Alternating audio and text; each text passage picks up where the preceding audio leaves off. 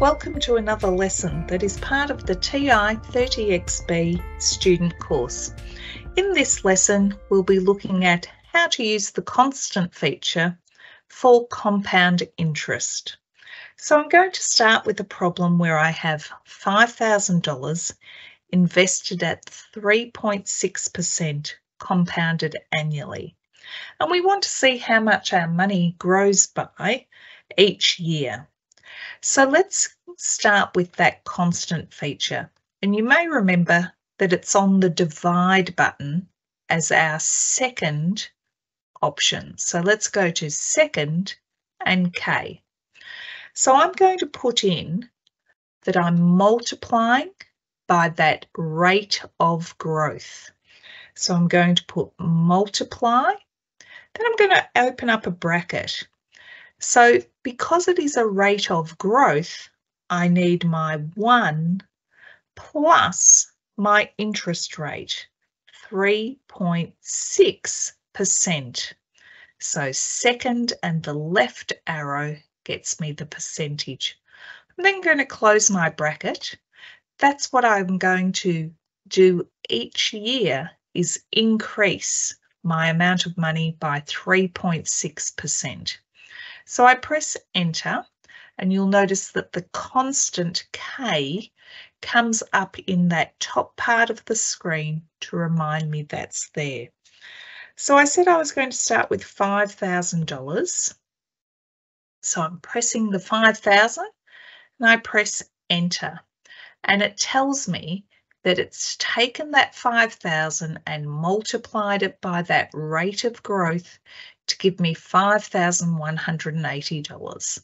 So I've earned $180 in the first year.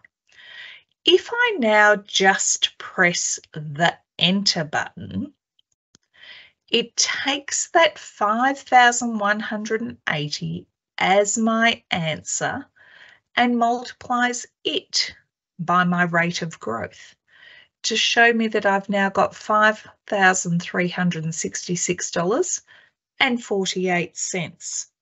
So that's after 2 years now. I started at 5,000, the end of the first year, 5,180, at the end of the second year, $5,366.48. I wanted 6 years, so I'm going to press enter 4 more times. That's the end of year 2, year 3, year 4, year 5, year 6. So after 6 years, I have $6,181.99 in the bank.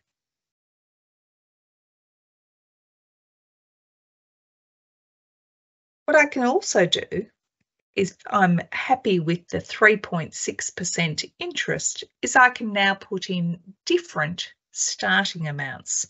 So I might like to start with $10,000 and I press enter and I'm back to what happens after 1 year when I invest $10,000.